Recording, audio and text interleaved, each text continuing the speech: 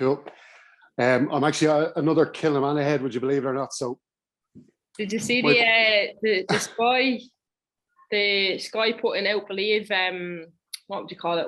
Banner up on the local green box. Oh yeah. Is that where your mural was? Yeah, that's where it's going. Yeah. So my family and I'll be out there Sunday morning to get pictures and stuff with it, I think. So it's good. It's decent.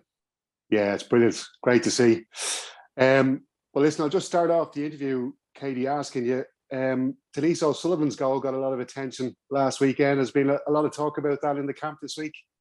Oh yeah, it's brilliant. Look, when we seen it kind of hit the back of the net, everyone was tweeting about it and obviously talking about it. She actually started the initial sort of play as well, which was great, and then got herself up the edge of the box. And it's one of those where it just comes out and it's just crying to be hit. And she obviously buried the top corner, and obviously we're hoping she takes that sort of form into Monday for us. Absolutely, and as you mentioned there, that pass was just incredible.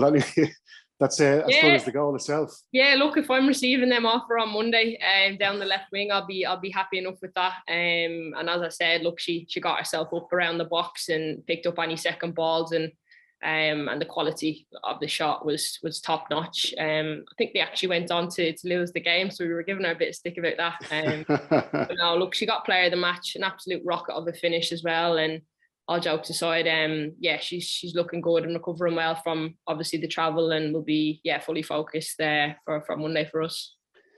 Absolutely, and I suppose a lot of that focus is to do with the acclimatisation that you've been doing over the last week or so in Antalya and Turkey. You had that friendly against the Philippines. Has it been a success, do you think? Yeah, I think so. Look, when you're going to play in a place like Georgia, heat is always going to be a factor. So the fact we've been able to get out here for a chunk of time prior to the game has been fantastic. And obviously slotting in the friendly game against the Philippines, and obviously the Philippines, they've qualified for the World Cup. They set up really well, and having spoke to one of my teammates, Katie McCabe, about their coach as well. He's an ex-Australian coach, and knowing they'd be well organised and very technical. By no means were we going in thinking it was an easy game. And for us, it was great to kind of get the rhythm back and how we want to play and set up against Georgia. And it was fantastic then to have Lily Agg obviously make her debut and score the goal, and Jessie Stapleton as well get her first cap. So it was great all around, players getting playing time, and obviously, as I said, trying to find that rhythm for obviously the big one on Monday. You've obviously got experience of European football yourself, and you played in different parts of the world with Ireland as well. What's the biggest drawback or dangers to playing such an important World Cup game in the heat like this? Look, as I said, it's great. We're here, so we've gotten used to it. Everyone's getting the factor 50 out and whatnot. But we're really looking at structuring our training times around the time that we'll actually play the game on Monday. So it's kind of getting used to getting up and getting into a good routine, and obviously eating at the right times and preparing ourselves as best we can for the even sort of dead heat, if you like. And it's been going really well. We're seeing progression each day. Obviously the humidity is difficult, but we'll be ready for it. And I think the staff and the medical team all around have done a fantastic job in helping us prepare. The Sweden game felt a bit like a landmark result, Katie, a historical result in the history of Irish women's football. Did it feel like that for the players of the squad?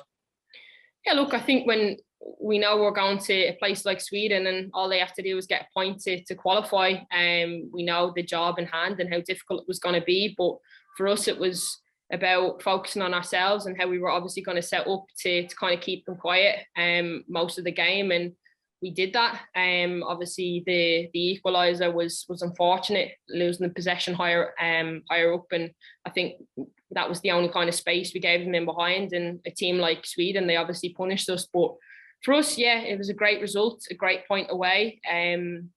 But again, it's just another point in the direction we want to go to, is obviously qualifying for our first major tournament. So we've looked at that Sweden game a little bit, but focus on now is obviously how to kind of get through a low block in Georgia. So as I said, that's what the Philippines was for then, to kind of get us used to that and prepare as best we can. So all going good so far, and everyone's in a good place. Yeah, because the roles are reversed really for this match. You're going to be the team that is doing most of the attacking, you will hope, and having most of the possession as well. So what's the key factor, do you think, to unlocking a low block, as you call it, as in maybe something you found out against the Philippines last weekend? I think patience will be key. Moving the ball quickly. I always find when we're playing, when we're the dominated team and we're playing against a low block, the key is to move the ball quick, and really occupy the right spaces up in the final third, and creating width as well. So that's something we've been looking at. But I think the real key factor is having that patience, because they will frustrate us. A lot of teams obviously has went to Georgia and it's not been extreme scorelines, apart from Sweden, I would say. But I think we need to be patient. We need to trust that we've got the tools to unlock them, and it's just about finding the right moments within the game. Yeah, because as you mentioned there, they lost to Sweden 15-0, but the Finland game was only 3-0. Finland, I think, scored in the 78th minute, and they didn't get their second till the 68th. So you'd expect probably something more like that Finnish game. Yeah, definitely. I think as well, like we look at the home game we had in Tallaght Stadium, and they were missing some really key players for obviously through COVID. And I know a few of the players that were playing in that game were actually recovering from it as well. So it's going to be a totally different setup now on Monday. As I said, they're in their home stadium. It's a home game for them. So we'll be making it pretty difficult for us. But as I said, our main focus is patience on the ball and making sure we're occupying the right areas of the pitch. Just interested to know about the captain's role in a game like this. I think one of the most interesting things to come out of the COVID period of time when we saw players playing in front of stadiums with no supporters. I think one of the standouts was Jordan Henderson playing for Liverpool, and we found out how noisy and loud he is, shouting instructions to his teammates right through the game. Is that the way you are yourself, Katie, or do you kind of tend to take more of a quieter role, kind of lead by example the way you play? Yeah, look, I think I'm maybe a bit of both. Obviously, I like to. I think communication is obviously so important at this level. So we need to obviously communicate in the right way. Positive reinforcement, of course, as well. And yeah, I like to lead by how I play too, kind of set the tempo in that sense as well. But it's not just me. We've got leaders all over the park. We've got leaders in defence and midfield. If you look at Louise, Niamh Fahey, Denise OSullivan, Rusha Littlejohn. So having those sort of players within the team as well obviously makes my job a lot easier, because you've got obviously voice essential too. So I can't be just shouting from the left wing the whole time.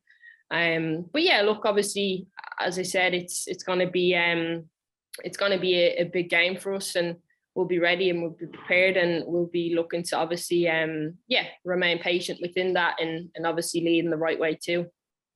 And just to ask as well, because if you win this game on Monday, it's a massive result. You're in control then of your own destiny coming into the last two games. Is there a sense of nerves or a sense of occasion of what this result could actually mean to the squad in the long term? It's just another 3 points for us. That's how we're taking it. We know there's 3 games left, and obviously 3 games are all massive in their own way. But for us, it's another 3 points. Like with the Sweden game, it was another point towards where we want to get to. Of course, the objective is to win the game on Monday, and we'll do everything we can to do that. But it's another 3 points on the board, and then we'll go from there and arrive in for the September camp fully focused on what lies ahead there. Just one final one then for me, Katie. I suppose just because we're going a little bit off topic, we're coming into Pride weekend in Dublin this weekend. I know we've got like Bohemians First League of Ireland clubs have a float in the parade this year. And just to ask you as well about, Jake Daniels obviously made that announcement, the Blackpool player coming out last month. The men's game really has been lagging behind the women's game in this sense. Do you feel that, what was your own reaction to the Jake Daniels situation? Do you feel that finally we might be making a little bit of progress? Absolutely. Look, I released a tweet off the back of what Jake Daniels had said, and obviously when he came out, and I think it's fantastic to see. And when I listened to his interview, I couldn't believe he was only, I think, 17 or 18 years old, and how mature he spoke, and how yeah, how strong he was for doing it. It's obviously a difficult thing within the men's game, but I hope he knows and he feels obviously all the love and support around the world, whether that's in the women's game and obviously included in the men's game too. I've seen a lot of high profile Premier League players kind of coming out and giving their support too, and that goes a long way. So for me, it's fantastic to see it's all positive off the back of what Jake Daniels has come out and done. And I think we are going in the right direction with that. But yeah, it's obviously a process. I don't know what it's like in the men's game, but when you see players like Jake Daniels come out, you know, it's obviously only a good thing. And it obviously helps all the LGBTQ people, in the right way. So yeah, for me, it's great to see. I'd love to be at home and see the Dublin Pride this year. It's been a few years since I've been back. So maybe next year I'll get to be in the parade of some sort. But it's fantastic to see, and I'll obviously have a lot of friends and family there as well, and I'll see the celebrations from afar. So yeah, no, it's all good and all positive, which is fantastic. I'm sure Gary won't be with the Bohemians float, but we'll talk about that maybe next time. He's not very popular when it comes to Bulls fans. Back in his Rovers days. So no, not the flavour in the Bulls fans. Thanks a million, Katie, and best of luck Monday. Thank you.